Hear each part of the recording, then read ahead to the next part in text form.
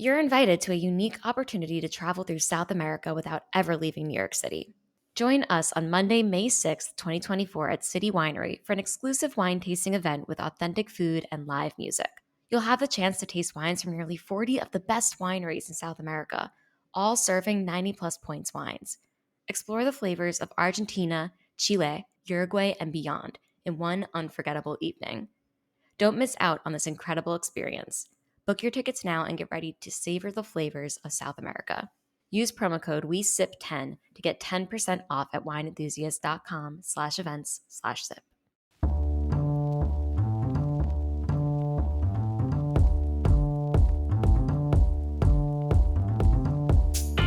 Hello, and welcome to the Wine Enthusiast Podcast, your serving of drinks, culture, and the people who drive it. I'm Stacey Briscoe, Managing Editor of Wine Enthusiast, and today we're diving into what makes a private label brand. I'm here with Alison Crowe, Vice President Winemaking of Plata Wine Partners, and an expert on all things private label. We're going to discuss what even is a private label, how do companies like Plata create those wines, and what about private label branding is appealing to winemakers, retailers, and of course us, the consumer. Hello, I am here with Alison Crowe, Vice President Winemaking of Plata Wine Partners. Alison, thank you for joining me this morning today. Yeah, thanks for inviting me on the show. It's so good to see and hear you. So just for our viewers who don't know who you are and what you do, perhaps in 30 seconds or less, you can tell us a little bit about yourself, what you do, and why you are qualified to talk about what it is we are going to talk about today. Okay, yeah. So my name is Alison Crowe, and like you said, I'm Vice President of Winemaking at a company that probably a lot of your listeners haven't heard about. It's called Plata Wine Partners. That's P as in Paul, Lata, which by the way is Spanish for silver. And we're based in Napa, but we own our own vineyards all over coastal California. So basically, we make a lot of wine from our own grapes for labels that we own, and then a lot of stuff which you might call, private label, control label, those kinds of things. We're basically, I like to see us as a supplier of grapes in liquid form to our own brands, to store brands, and also sometimes to other wineries as well. So I am a UC Davis winemaking graduate. I was born and raised in the Santa Barbara area, down on coastal California, not a bad place to be. And living in Napa is also great. I got my degree in fermentation science from UC Davis. And I also have a degree in Spanish from Davis. And then after I'd been out in the business making wine and doing things, I worked for Bonnie Doon Vineyard in Santa Cruz for many years. Love Randall and his creativity. Worked for some coastal vineyards, took a stint down in Argentina. And then in 2005, I helped found Plata Wine Partners. And basically, it was the opportunity to come and start up an entrepreneurial wine company with a new business model alongside one of California's leading coastal vineyard and grape owners, which is Silverado Wine Growers is the name that some folks might know. And we have over 20,000 acres of coastal wine grapes. So that's Napa County, Sonoma County, the Central Coast. So that would be, Santa Barbara County, Monterey, and Paso Robles areas. And every year, my team and I, we take about 10 to 15% of the company's overall grapes, and we turn them into wine. And then that wine will go sometimes sold as bulk to other wineries that your listeners and readers may be very familiar with.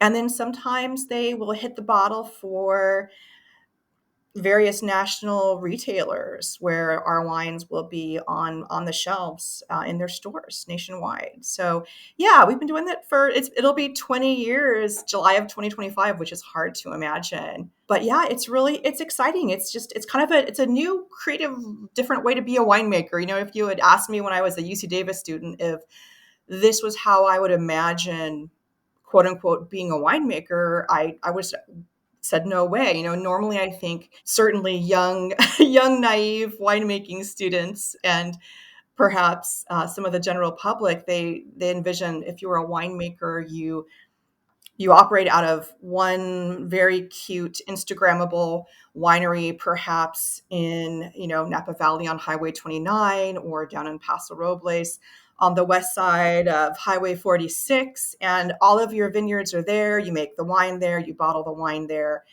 And then it goes to sell through your tasting room to a restaurant and maybe it's to some retail stores. But there are lots of different ways that wine gets to the marketplace. So I think that's what we're going to talk about today.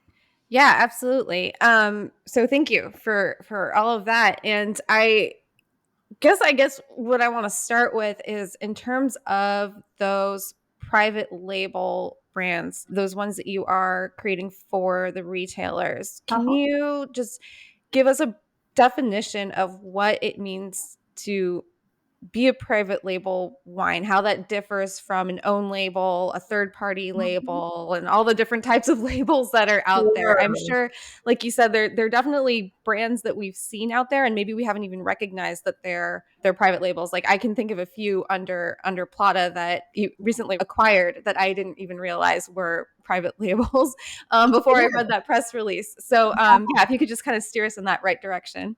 Yeah, and also just to kind of to let your audience know, because this is a nice segue that so I every year I teach a class at UC Davis continuing education. Sometimes they call it UC Davis Extension, has a wine marketing program, and this year it's happening starting on July 22nd, and it's a you can take it online, you can take it hybrid online in person, and every year I teach a segment on private label brands. That's what we're talking about, as well as custom crush. So, like I start every class, it's with definitions. So we're in the right place. A private label is usually defined as, I would say, a brand that's wholly owned, developed, and marketed by one retailer. And it's produced by a winery that quote unquote won that opportunity or that privilege. So a great example is the Kirkland signature brand with Costco, right? I think that's one of the most well-known private label national brands, and not just for wine. If someone's a Costco shopper, they're going to know that there are Kirkland signature paper towels, there's Kirkland signature vodka. And so what Costco does is they go out and they find suppliers who meet their exacting standards for excellence. They essentially have a competition to see who can supply the highest quality at a great value to them. And that's how you get in with Costco as a supplier in a nutshell. So lots of other retailers in this world do that to a varying degree. Everybody's got their kind of different way they do it, but that's essentially a private label when it's very much controlled, like the what the label looks like, what the brand looks like. It's very controlled by the retailer. And the supplier, the winery or the vineyard, or someone like myself, like Plata, we're supplying what's in the bottle, whereas Costco is responsible for what does the package dress look like. Mm, Another word definition is people may have heard is control brand hmm. or exclusive brand, which is a wine brand which is owned, developed, and produced by a supplier, and it's offered to retailers stores like Kirkland or Trader Joe's for exclusive sales nationally. So that would look like something where the IP, the package dress, that's all owned by the winery, and then it's offered to retailers just for something they may have in their store. So something like that wouldn't just go to a Costco. It could go to a Costco, but also different places, or would that type of wine go specifically just to one retailer? Usually, it would go specifically just to one retailer, that's correct, or a hotel and restaurant group, for example, Oh, is a okay. good one. Yep. Okay. So with the private label, really, it's the retailer kind of driving the, hey, this is the style I want. And then they're also providing the package. So the actual label that we see that says Kirkland signature or whatever else, they're kind of designing and driving those Correct. creatives, I guess. Exactly, and there can be different nuances. I think this is why this is such a squishy side of the wine business to talk about, is because one can create contracts and make them in so many different flavors, to use a term.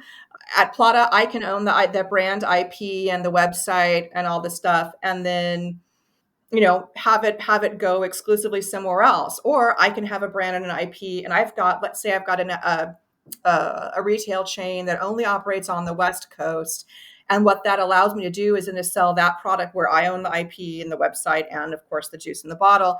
And then I can then take that and market that to a smaller regional chain on the East Coast where those two suppliers don't cross. And so those kinds of things are possible too. So it's all negotiable, right? I mean, that's the famous term in business. As long as one is complying with all the federal and state regulations, and then there has to be a certain sensitivity. It's like if you've got a retailer that you're working with and they are very much just wanting that product to be only in their stores, then maybe that's the agreement that you make with them. So, in terms of producing these wines, maybe let's start from the beginning, the vineyard source. So, I know you mentioned that your company specifically actually does own your own vineyards that you're, pulling the grapes from to then produce these wines for the various retailers. And I'm just kind of curious, in terms of viticulture and the grape growing, does this vary either in volume or farming methods than would be from, your, like you mentioned, stereotypical winery down the street walking past that I would visit on a Tuesday or a Saturday, Correct. you know? Well, let me just put it this way, that I'm sourcing my grapes for private label wines literally within the same vineyard and sometimes within the same block as grapes that are, that our sister company Silverado that they then sell to very well-known wineries that appear and advertise in the pages of your magazine, et cetera, that consumers are very familiar with. So we are a little bit unique. I don't know of any other private label company with our depth and breadth on the bench of what kind of grapes that we could bring to market. We're talking everything from Central Coast Cabernet out of Paso and Monterey up to very specific sub-ABAs like I can offer Oakville Cabernet to folks in the private label space. So you might imagine that allows us the flexibility to produce private label wines at various price tiers. So there's nothing different that is done viticulturally or farming wise for Plata Wine Partners wines vis-a-vis somebody else's Oakville Cabernet or somebody else's Paso Robles Cabernet or Santa Barbara Chardonnay that we're selling on the general market to what most folks would think of as like a quote unquote traditional winery. So there's no way to tell. And actually that's kind of one of the fun things is that most vineyard owners, once you get to have a variety of grape buyers, wineries, winemakers, it's really cute during harvest. You probably have seen this, where you're walking someone's vineyard and you'll see, I call them place cards. Oh, yes. You'll see the little place cards on the row ends in the vineyard that says, I'm just going to throw names out here, and it's just neither here nor there, but like, here's Coppola's, acres, and here's winery, ABC's blocks, and here's winery XYZ's blocks. And so it's really fun. So I'm in there. So Plata Wine Partners, if there are any winemakers who buy grapes from us listening to this, I know that they have seen Plata, my place cards, our place cards out there in and amongst the vineyard mix. So again, there's nothing different that's going on in the farming. And I should take the chance to mention just a little plug for Silverado is that our wines are vegan. The wines are certified sustainable. All of our facilities are certified sustainable. And the wines are non-GMO and gluten-free as well. So that's really interesting to me from a production standpoint. And maybe just to kind of set the standard here, what is maybe I just kind of average your case production annually? Oh, sure. Yeah. So, like I mentioned in the beginning, we've been going since 2005, and we are up to about 500,000 cases shipped. Okay. And you don't use any kind of Animal products. animal Correct. fighting agents. So Okay. all of our wines are vegan friendly. Yeah. Okay. Okay, great.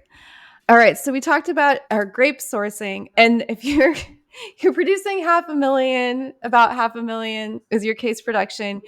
What Is there a way to just kind of gently walk us through the winemaking process for that kind of volume of production? And I, I mean, I guess maybe we should also let people know how many different brands you're then producing, or how many different SKUs Yes. even. Yeah, absolutely. So the 500,000 cases, they don't just flow through one winery. Here's another thing is that so I'll go a little back in the Wayback Machine, and I'll give another shout out to Randall Graham of Bonnie Doon. So I was working for him and Bonnie Doon when they went through a really rapid volume expansion. And it was right before they sold, or Bonnie Doon sold, like the Big House Red, Big House White, Cardinals Inn. Those kids from the 90s will remember those days. And one of my kind of core areas of responsibility was managing that growth over multiple wineries, because we had grown out of the little home winery on the west side by the beach in Santa Cruz. And so what we had to do to expand production in a quality conscious way was to create deep, close partnerships with existing wineries for production. So we had to expand into the world of what's called custom crush, where Bonnie Doon owned, we had our little home winery there where we bottled everything, where a lot of the smaller scale things like Cigar Volant and the Old Telegram were produced. But then we had to go forge relationships with other existing wineries that were larger, that could handle the capacity that we were looking for. And that's where I kind of cut my teeth on the benefits of being a custom crush winemaker. You are basically, what that means is you're bringing your grapes to a winery facility that somebody else owns, and as long as they've got the right equipment that you want, if their presses are what you were looking for, if they've got the right tank capacity, their barrel handling and cellar teams are top-notch folks, and that's what you're looking for.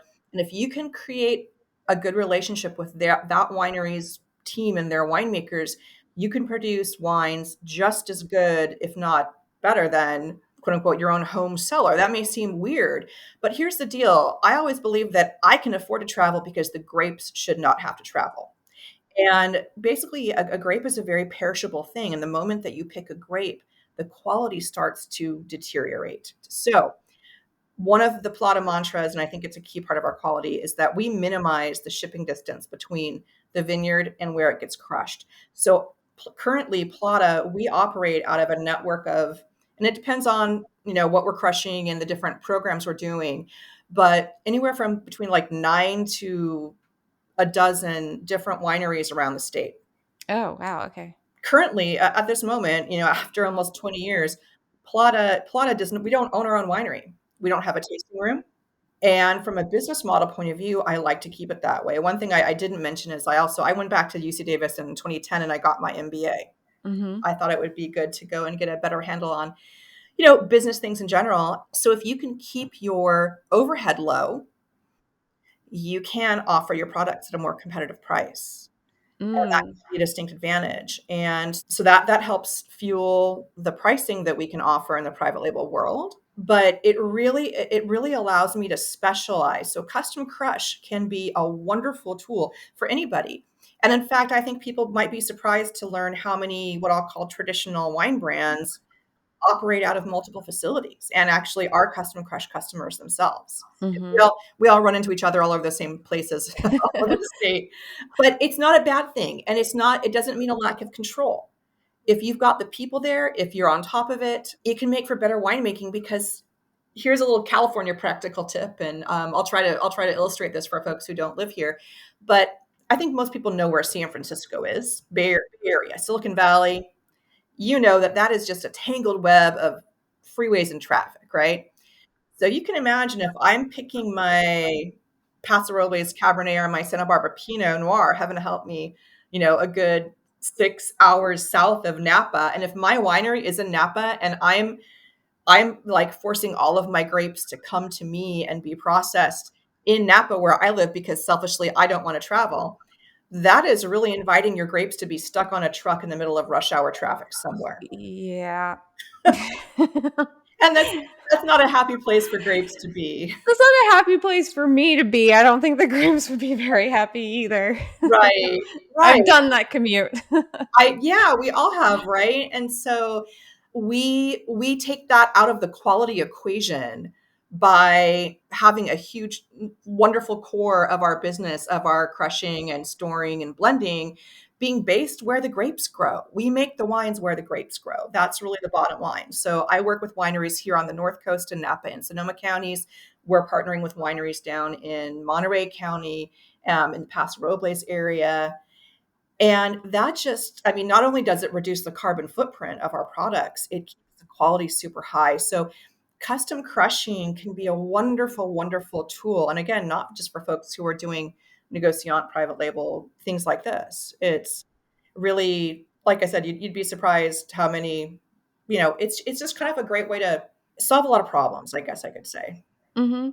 No, that's really good to know, especially, for I think folks that go to a lot of, conventional grocery stores and maybe see, oh, this is clearly a high volume production, to know that just because it's a high volume production doesn't necessarily mean that, high quantity doesn't have to mean low quality if the producer is creating it conscientiously. And you have to think that if they are creating that many SKUs and that many bottlings, that they're employing at least some, if not all of what you just talked about in terms of where they're making their wines and how they're sourcing their grapes and producing the wines.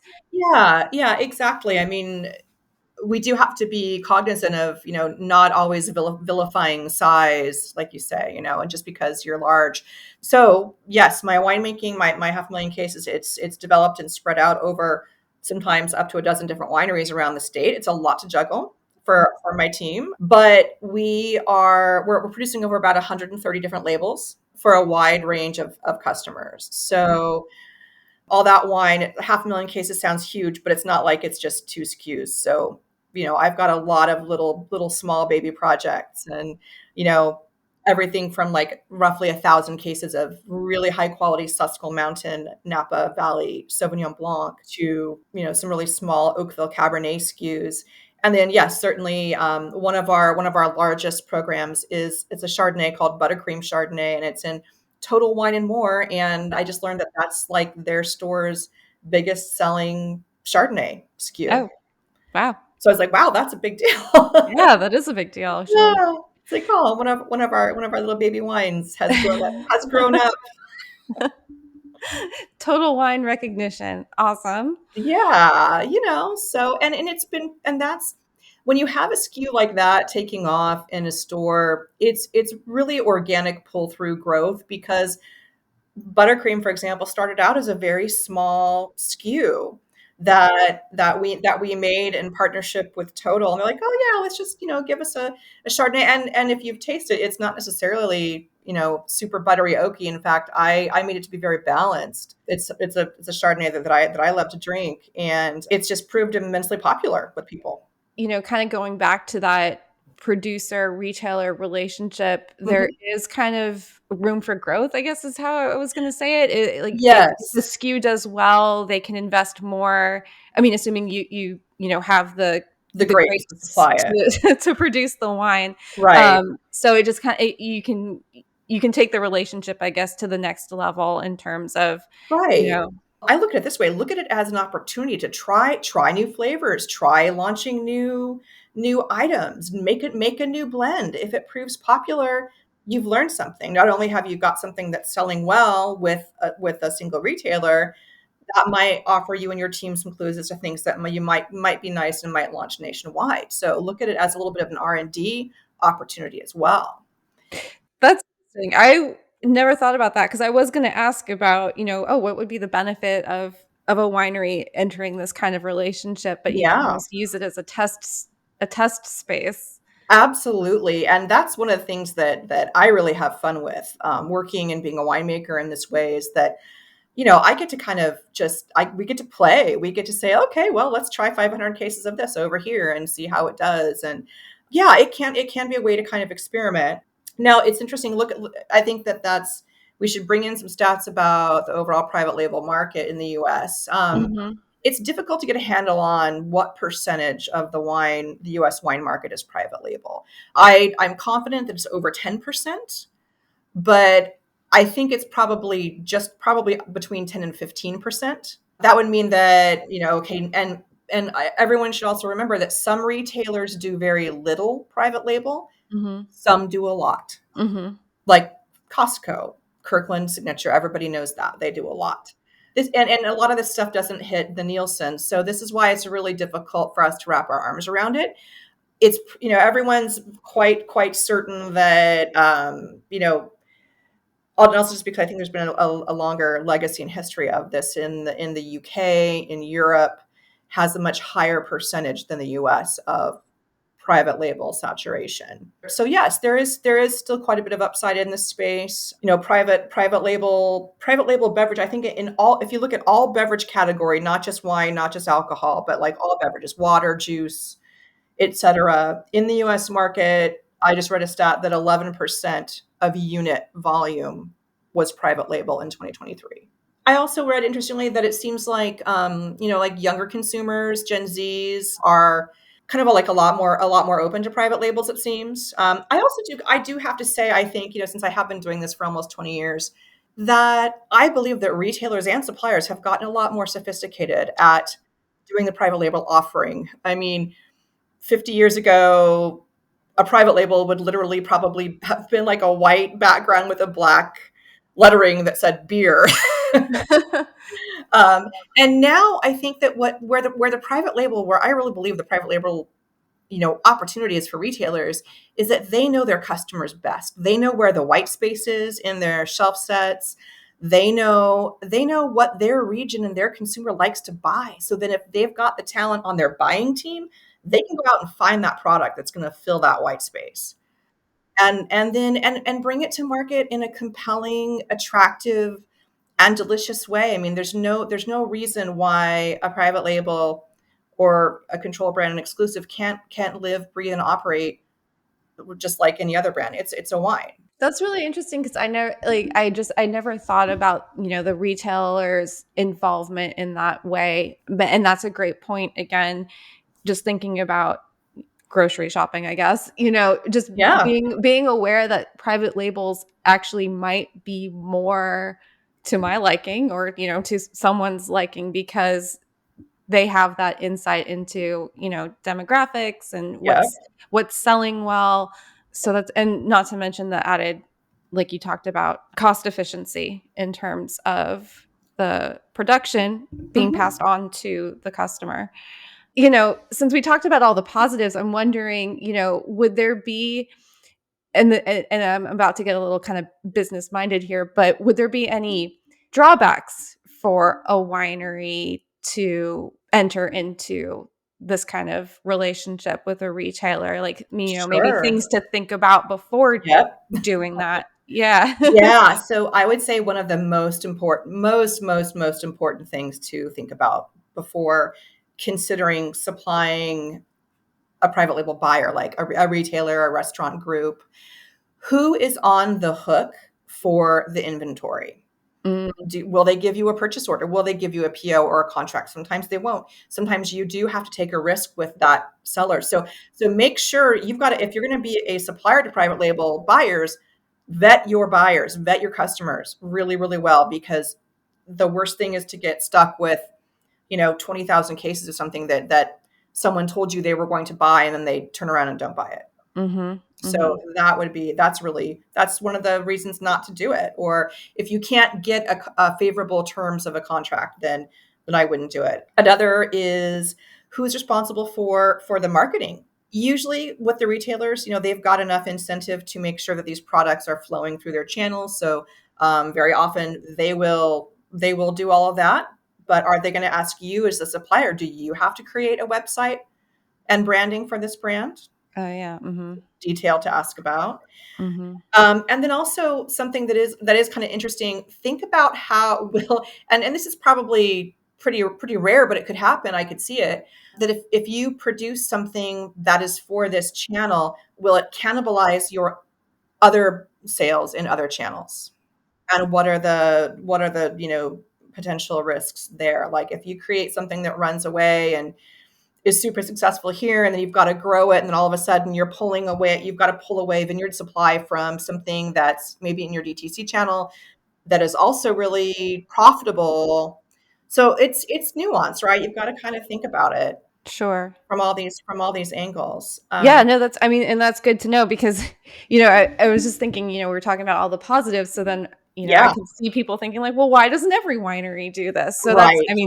those are all really good reasons why they maybe can't or shouldn't. Absolutely. And also I will tell you this, that it takes a lot of work to win this business.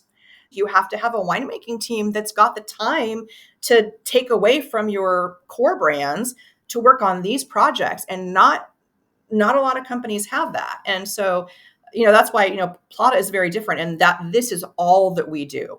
Right. Because it sounds like, if you were just, for lack of a better word, like a traditional winery, you'd have to really think about it as a second business, even if it's running out of your own facility, even if you're using your own grapes and your own wine and your own staff, it's something else separate. So you almost have to think of it as a separate business.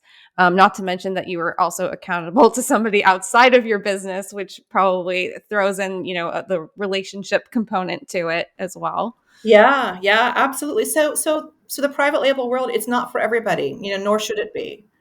And there are some companies out there that a lot of the negociants of the world, they'll go buy bulk wine and then try to win this kind of business and stuff like that. And so that's negociants are a bit more. That's a very European term, I know, but that kind of business model is a bit more suited to kind of doing this. And but where it's funny, where folks that own vineyards, like Plata, we can work on winning the business, but we're also working on we have the ability to repeat and grow the business. Whereas if you're just buying bulk wine that happens to be there randomly available one year, you don't know if you're going to be able to get that wine again.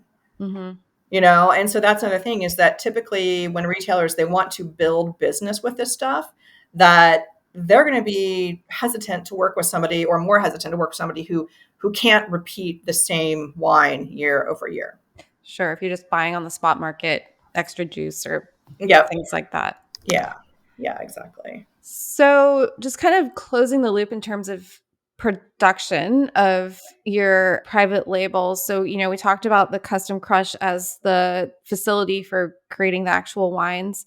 Would you also bottle and store them there, or is that a separate kind of thing? Like, how do we get the wine into the vessel and then to the store where I can purchase it and drink it and be happy? Yeah, it's literally no different than any other winery. That, yes, we have us, anybody who's producing, high quality wine, and frankly, who isn't these days. That's the overall quality of wine in the US in the last 30 years has increased dramatically, just in, sanitation and shelf stability and all that kind of stuff. So yeah, private label labeling and bottling, it's no different. All the same quality industry standard stuff applies. And fewer wineries have their own on-site bottling lines, because they are extremely expensive to put in, b, extremely time consuming and difficult to run and maintain. Specialized crew, equipment, techniques, capabilities to make a bottling line run are very different than what it takes to blend wine for flavor and quality, than to manage a barrel program, than to run your custom crush equipment. So I would say, starting in probably about the early 1990s, so many wineries started going with, you probably have seen these mobile bottling lines, Hmm. Hmm. where you can have your little winery up on Atlas Peak, and because you don't want to put in a bottling line to bottle your 10,000 cases every year, you get in Ryan McGee or Top It Off or one of these super high quality mobile bottling outfits. They come and they back their little truck up at your cellar door, and they'll bottle your wine for you. And then boom, Bob's your uncle, and you've got your product. And so many of us are doing that now. And it's just really just become a standard way of doing business. It's even funny for me to tell that story, because it's been so standard for so many decades at this point. Mm-hmm. There's that, and then also so mobile bottling, and then also standalone wineries that specialize in bottling are where myself and not only private label operators, but large to medium to even small wineries, they'll prep their bottle finished wine in their own home cellar and then ship it out to a winery that specializes in bottling, and then it goes in a box. And then if there's a warehouse next to the bottling winery, then it can stay there. But more often than not, it will get moved from the bottling winery to your warehouse, your temperature controlled warehouse, where the product will live until it gets called for at the distributor and then the retail level. Okay. And all of that motion, so going from the bottling plant, or going from your winery to the bottling plant and then to the storage facility or Mhm. back to your own facility, that's all kind of a safe travel for the wine. Absolutely. You Yep. always hear about wine traveling and like, oh, temperature control, all these Yeah. things Yep. that play a part in the final, quality and stability. Absolutely right. So you have to make sure every step of the way is temperature controlled, your warehouses, the bottling winery itself, the wine transport, absolutely. And that's the same for whether you're doing a private label or whether you're doing just traditional winemaking, right? Okay, cool. I'm like almost running out of questions. So now I think I wanna open it up to you. Is there anything maybe I forgot to ask or that you think is important for folks to know about private label, either anything in the production process I forgot to ask, or when they go to the market and see these things on the shelves, things to think about? Yeah, I mean, I just think, like I said earlier, that I think that the sophistication, the partnership between the retailers and the producers, the retailers and the wineries, has just gone through the roof in a positive way in the last 15 years, I think, with private label, and that it can be just a wonderful way for high quality grapes and wine if if they're working with the right sourcing Mm-hmm. to get into the hands of consumers at a reasonable price. And I think that's part of the reason why I'm still here at Plata after almost 20 years, because I came from Santa Barbara County. My family is in agriculture, and my fantasy was never to be making $300 Napa Valley Cabernets. I get such a kick when I know that my Carneros Pinot Noir is in Costco, and I can share that little bit of California sunshine with a lot of folks because we're producing 35,000 cases of that wine every year. It's just such a fun way to share that wine with folks, with a lot of people at a really reasonable price. So, I would invite consumers to not be afraid of private label. Look at it as it's a great opportunity to try a lot of different things. And also, I would say that if you find something that you love, tell the retailer. Tell them that, like, "This is awesome. I totally love it." And that's great feedback for the retailer, who will hopefully then give that feedback to the winery and the winemaking team like mine, where we can go, "Yeah, then great, we'll make more of that." And if you've got the vineyard resources like Plata does, then you can say, "Great, well, then we'll increase you next year. We'll harvest more tons and we can grow this brand." So yeah, it's a little bit of a different way to be a winemaker and to share wine with the customers. But at the end of the day, that's what we're doing. And it's, yeah, I hope that this conversation is helpful to people as they look at this space and can just learn a little bit more about, yeah, there are lots of different ways to buy wine, and it may not come from quote unquote, what you may see as a completely vertically integrated traditional winery with a tasting room and all that stuff. But the care and feeding is still there, and you can still get incredible value and quality. So it's never been a better time to be a wine consumer than right now. Oh, 100%, 100%. And I appreciate you sharing your passion for what you do. I think that's one of the things that does get lost in private label, is that there's this kind of game of telephone where you don't, as a consumer, you don't have that direct connection to the winemaker's story or the brand story. So I Sure. appreciate you kind of bringing that side of the industry, that story, to our consumers to say, hey, maybe you can't see us, but we are here and we care just as much as the next person that's producing a quality wine. Yeah, Um, absolutely. There's a lot of love in what we do. yeah. Is there, and you don't have to pick one of your favorite children if you don't want to, but is there a wine that you're very excited about at the moment? Maybe a new one or something you've been working on for a very long time? Oh gosh, I say talk to me 6 months from now, and I can tell you about one. But one I can't mention it specifically because it hasn't been released yet. But I have one that my husband Chris Purdy was able to do a collaboration with us on developing the label. Okay. He is a photographer, and his website is purdypictures.com. It's PURDY. Of course it is. Of course it is. And he went out this harvest. He went out to our vineyards and spent a couple of days just taking photos and getting the right photo for the customer. And it's going to be launching nationally in a very prominent retailer. We're bottling it in July, so I'm particularly excited about that one because he was able to collaborate with us on that. But yeah, I mean, I guess just really overall, I'm just so proud of, the high quality farming and winemaking that we're doing. I'm so proud of my team, our winemaker Stacy Vogel, and we've got everyone on my direct winemaking team are women. It's not by design; it just happened that way, and I'm just really proud of them and the wider network of relationships that we have with our winery partners around the state. It is just such a privilege to work with them and to do what we do, to bring the California sunshine in the bottle to folks every day. Awesome. Well, thank you, Allison, for joining us. And again, this is Alison Crowe from Plata Wine Partners. You can look on their website. It has all of their they're not shy. You can look up all the private labels that they do. So Platawinepartners.com, PLATA winepartners.com. there you go. All right. Well, thank you so much.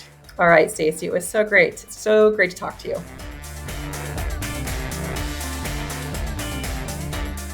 I'd like to thank our guest, Alison Crowe, Vice President, Winemaking of Plata Wine Partners.